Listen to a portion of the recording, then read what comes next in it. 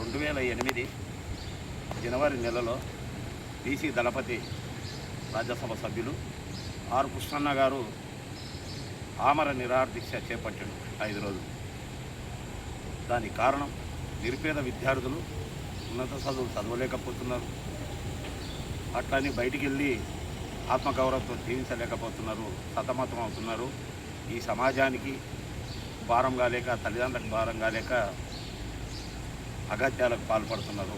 పిల్లలు ఉన్నత చదువులు చదివితే పేదరికం పోతుంది, వాళ్ళ కుటుంబాలు బాగుపడతాయన్న నిర్ణయంతో ఆర్ కృష్ణన్న గారు వీళ్లకు పేద విద్యార్థులకు రాష్ట్ర ప్రభుత్వం ఉన్నత చదువులు చదవడానికి ఫీజు చెల్లించాలనే నిర్ణయంతో ఆర్ కృష్ణన్న గారు 2008 జనవరి 5 తారీఖు ఆమర నిరాహార దీక్ష కూర్చున్నాడు. అట్లా 5 రోజులు ఆమర నిరాహార చేస్తే అప్పటి ముఖ్యమంత్రి వైఎస్ రాజశేఖర రెడ్డి గారు ఆర్ కృష్ణన్న గారిని పిలిచి, కృష్ణయ్య గారు మీరు ఎందుకు దీక్ష చేస్తారు, మీ లక్ష్యం ఏంటి అని అడగడం జరిగింది. అప్పుడు ఆర్ కృష్ణన్న గారు మాట్లాడుతూ, సార్ ఇక్కడ బీసీలు, ఎస్సీలు, ఎస్టీ, మైనార్టీ కులాల విద్యార్థులతో పాటు అగ్రకుల పేదలు కూడా ఉన్నత చదువులు చదవలేకపోతున్నారు. దానికి ప్రధాన కారణం ఆర్థిక స్తోమత లేకపోవడం. అసలు యువకులు అభివృద్ధి చెందితేనే మన రాష్ట్రం అభివృద్ధి చెందుతుంది. కాబట్టి యువకులు విజ్ఞానవంతులైతేనే అన్ని రంగాల్లో మన రాష్ట్రం ముందుకు తీసుకెళ్ళిపోతుందని వైఎస్ రాజశేఖర రెడ్డి గారికి చెప్పగానే ఆయన అప్పుడే జీవో 18, జీవో 50 జారీ చేసి బీసీ, ఎస్సీ, ఎస్టీ, మైనార్టీ, అగ్రకుల పేద విద్యార్థులు మరి ఇంజనీరింగు, ఎంఫార్మసీ, బీఫార్మసీ, ఇతర యూనివర్సిటీలలో అది ప్రైవేట్ కాలేజీ కావచ్చు, ప్రభుత్వ కాలేజీ కావచ్చు, ప్రభుత్వమే ఫీజులు చెల్లించేలా ఫీజు రియంబర్స్మెంట్ పథకం తీసుకురావడం జరిగింది. ఆ ఫీజు రియంబర్స్మెంట్ పథకంలో కూడా 10,000 ర్యాంక్ వచ్చిన బీసీ విద్యార్థులకు కేవలం ప్రభుత్వం 35,000 చెల్లించేది. మిగతా ఏ ఫీజులున్నా నిరుపేద విద్యార్థులైనా వాళ్ళ తల్లిదండ్రులు కాయకష్టం చేసి, అప్పు చేసి, సబ్బు చేసి, ఉన్నదప్పుతోనో ఫీజులు చెల్లించేవారు. అట్లా 2008 నుంచి అప్రతిహాతంగా వైఎస్ రాజశేఖర రెడ్డి గారు చనిపోయిన తర్వాత కూడా కొండేటి రోషయ్య గారు, నల్లారి కిరణ్ కుమార్ రెడ్డిలు ముఖ్యమంత్రి ఉన్నప్పుడు కూడా ఫీజు రియంబర్స్మెంట్ పథకానికి ఎక్కడ డోకా లేదు, నిరంతరం నిధులు విడుదల చేశారు.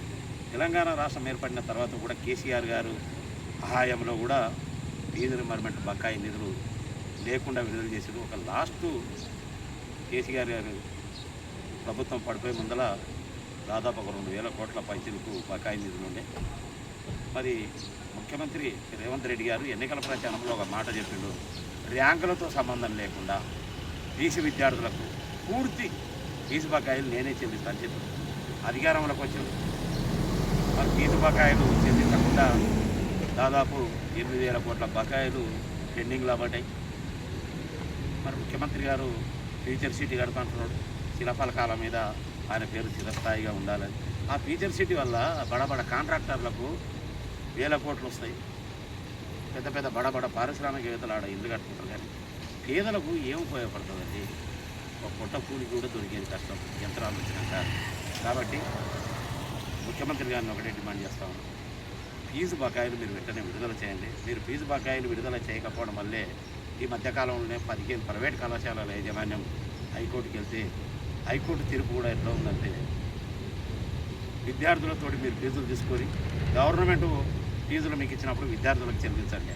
అసలు విద్యార్థులు అడ్మిషన్ ఫీజులు కూడా కట్టుకోలేరు. పేద విద్యార్థులు ఫీజు రియంబర్స్మెంట్ కోసం ఆశపడేది పేద విద్యార్థులు మాత్రం. అడ్మిషన్ ఫీజు కట్టుకోలేరు వాళ్ళు ఎట్లా కట్టుకుంటారండి? మరి ముఖ్యమంత్రి గారు హైకోర్టు తీర్పుకు మరి అప్పీళ్ళకు వెళ్ళాలి, పేదల తరఫున ఉండాలి. కానీ ముఖ్యమంత్రి కూడా నిమ్మకు నీరెత్తినట్లుంటూ మరి జీవో నెంబరు 7 అమలు చేస్తూ ఉన్నాడు. జీవో నెంబరు 7 జారీ ముఖ్య ఉద్దేశం ఏంటంటే, ఇప్పటి నుంచి వచ్చే స్కూళ్ళు కాలేజీలు తెరిచినాక వచ్చే 2026-27 విద్యా సంవత్సరం నుంచి ఫీజు బకాయి నిధులను విద్యార్థుల ఖాతాల్లో వేస్తా. అంటే నువ్వు ఎప్పుడు వేస్తావు? వాళ్ళ విద్యా సంవత్సరం అయిపోయినాక వేస్తావా, పెళ్ళిళ్ళు అయిపోయినాక వేస్తావా, వాళ్ళ ముసలోళ్ళు అయిపోయినాక వేస్తావా, ఎప్పుడు వేస్తావు? ఇప్పుడు ఉన్న పెండింగ్ బకాయిలనే చెల్లించకపోవడం వల్ల ప్రైవేట్ కళాశాలలు మూతపడే అవకాశం ఉంది. అదే కనుక జరిగితే ఈరోజు విద్యార్థుల భవిష్యత్తు ప్రశ్నార్థకం అవుతుంది, రోడ్డు మీద పడతాం, అరకొర చదువులు. కాబట్టి రాష్ట్ర ప్రభుత్వం ఒకటి డిమాండ్ చేస్తూ ఉన్నాం, బీసీ జాగృతి సేన తరఫున జీవో నెంబర్ను 7 రద్దు చేయాలి. హైకోర్టు తీర్పుపై అప్పీలుకి వెళ్ళాలి. ఖచ్చితంగా మరి 3,24,324 కోట్ల వార్షిక బడ్జెట్లో ఒక 8,000 కోట్లు ఎంత ఉల్లిగడ్డ పొట్టు కాదు. గొప్ప ధనిక రాష్ట్రం కదా, మీ అంత అభివృద్ధి ఎవరు చేయలేరు కదా. ఫ్యూచర్ సిటీ కడుతున్నారు, మెట్రో రైల్ మీ సెంట్రల్ గవర్నమెంట్ మీ చేతుల్లోకే తీసుకుంటున్నారు, ఎన్నో ప్రయోగాలు చేస్తూ ఉన్నారు. మరి నిరుపేద పిల్లలు చదువుకుంటే మీరు ఓర్వరా? లేక నిరుపేద పిల్లలు చదువుకుంటే ఏమన్నా వాళ్ళు ఉద్యోగాలు ఇవ్వాల్సి వస్తుందని కుట్ర పడిందా? మరి ఫీజు రింబర్స్మెంట్ పథకాన్ని ఇచ్చేయడానికి మీరు జీవో నెంబర్ 8 తీసుకొచ్చి కుట్ర పడినట్టుగానే ఉంది. ఖబర్దార్ రేవంత్ రెడ్డి గారు, తక్షణమే మీరు బకాయి నిధులను విడుదల చేయాలి, జీవో నెంబర్ 7ను రద్దు చేయాలి, యథావిధిగా పాత పద్ధతిలోనే ఫీజు రింబర్స్మెంట్ పథకాన్ని అమలు చేయాలి. లేని ఏడల రాష్ట్ర వ్యాప్తంగా బీసీ జాగృతి సేన ఆధ్వర్యంలో ఆందోళన నిరసన కార్యక్రమాలు చేపడతామని హెచ్చరిస్తా ఉన్నాం.